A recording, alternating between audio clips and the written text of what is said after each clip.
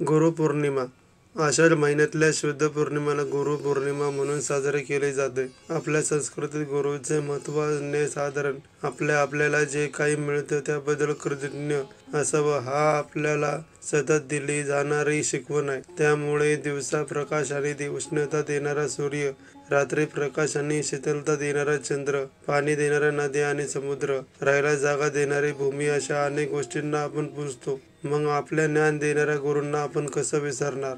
आपण जन्माला येतो तेव्हा आपल्याला कसलंही ज्ञान नसतं. शक्ती असते, प्रतिभा असते, पण ती वापरायची कशी हे माहीत नसतं. आपल्याला मूलभूत गोष्टी आणि कसबे शिकवणारे आई आणि बाबा हे आपले पहिले गुरु असतात. त्यानंतर आपण अनेक गुरुकडून सतत काहीतरी शिकत राहतो. पूर्वीच्या काळी गुरु शिष्य परंपरा होती. म्हणजे मुले जरा मोठे झाले की त्यांना गुरुच्या आश्रमात शिकवायला पाठवून द्यायचे. पुढचं सगळं शिक्षण आणि ज्ञान त्या गुरुकडून मिळायचं. शिक्षण पूर्ण झाल्यावर गुरुने परवानगी दिल्यावर शिष्य आपल्या आयुष्यात पुढच्या मार्गाला लागायचा. कृतज्ञता म्हणून त्यांना काही गुरुदक्षिणा देण्याची पद्धत होती.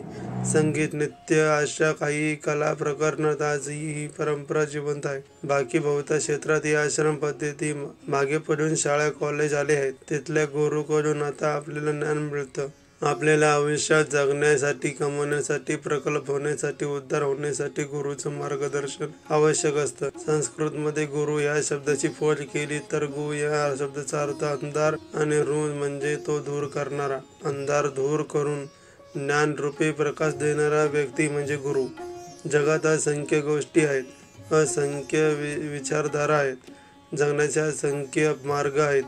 माणूस यात गोंधळू शकतो. म्हणून त्याला मार्गदर्शन आवश्यक असतं. प्रत्यक्ष देवाने रामाचे कृष्णाचे अवतार घेतले तेव्हा त्यांनी स्वतः देव असूनही गुरुच्या मार्गदर्शनाखाली अध्ययन केलं होतं. राम, लक्ष्मण आणि त्यांचे भाऊ वसिष्ठ आणि विश्वामित्राकडून शिकले. कृष्ण बलराम संदीपाकडे शिकले. पत्रकार भरका दत्त याने सुदरू या नावाने ओळखले जाणारे जग्गी वासुदेव यांना एक प्रश्न केला होता की आजकाल इतकं सगळे ज्ञान सहज उपलब्ध असताना गुरुची गरज काय? तेव्हा सदरून छान उत्तर दिलं होतं. तुम्ही जेव्हा नव्या शहरात जाता किंवा नव्या ठिकाणी जाता तेव्हा आजकाल तुम्ही GPS वापरता की नाही? ते न वापरता तुम्ही थांबत तिकडे वळत 4 लोकांना विचारत जाऊ शकता. पण तुम्ही GPS मुळे हे सोपं होतं. गुरु म्हणजे सुद्धा GPSच आहे. त्याला मी गुरु पोझिशनिंग सिस्टम म्हणतो. जेव्हा आपण अनोळखी क्षेत्रात वावरतो तेव्हा एका चांगला गुरु आपल्याला बरोबर मार्ग दाखवून आपलं काम सोपं करू शकतो. अध्यात्मात सुद्धा देव सगळी सृष्टी नियंत्रण करत असला तरी देवाची ओळख आपल्याला गुरु करून देतो. म्हणून गुरुला देवासारखा मान आहे. गुरुला गुरुदेव म्हणून संबोधायची आधी पद्धत होती. खालील श्लोक आपल्याला सर्वांनाच माहीत असतो. गुरु ब्रह्मा गुरु विष्णू गुरुदेव महेश्वरा गुरु साक्षात परब्रह्म तस्मै श्री गुरवे नमः.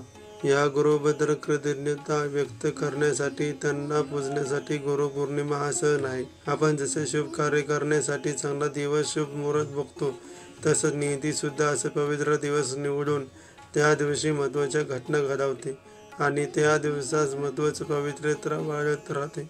गुरुपौर्णिमा हा दिवस हिंदू, जैन, बौद्ध सर्वांसाठी महत्त्वाचा आहे. भारत, नेपाळ, भूतान अशा ठिकाणी तो या तिन्ही धर्मांचे लोक साजरा करतात. जगातले आदी योग पहिले योगी आणि आदी गुरु पहिले गुरु यांनी 7 मनुष्यांना योग्य विद्या शिकवून मनुष्यासाठी योग साधनेद्वारा आपला उद्धार करण्याचा मार्ग खुला केला.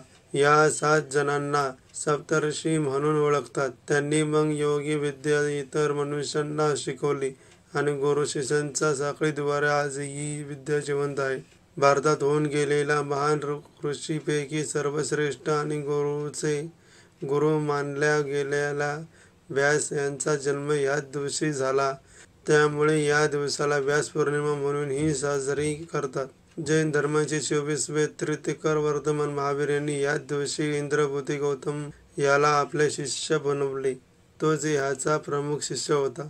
गौतम बुद्धांनी ज्ञानप्राप्तीनंतर आपले पहिले प्रवचन सारनाथ या ठिकाणी गुरुपौर्णिमेच्या दिवशी दिले. त्यामुळे या दिवसापासून त्यांनी आपल्या विचारांचे अध्ययन सुरू केलं. आणि लोक त्यांचे शिष्य बनले. अशा अनेक महान गुरूंशी हा दिवस निगडीत आहे. या दिवशी लोक आपल्या गुरूंचे स्मरण करून त्यांना वंदन करतात. त्यांच्याकडून मिळालेल्या ज्ञान मार्गदर्शनाबद्दल त्यांचे आभार मानतात. खूप खूप धन्यवाद.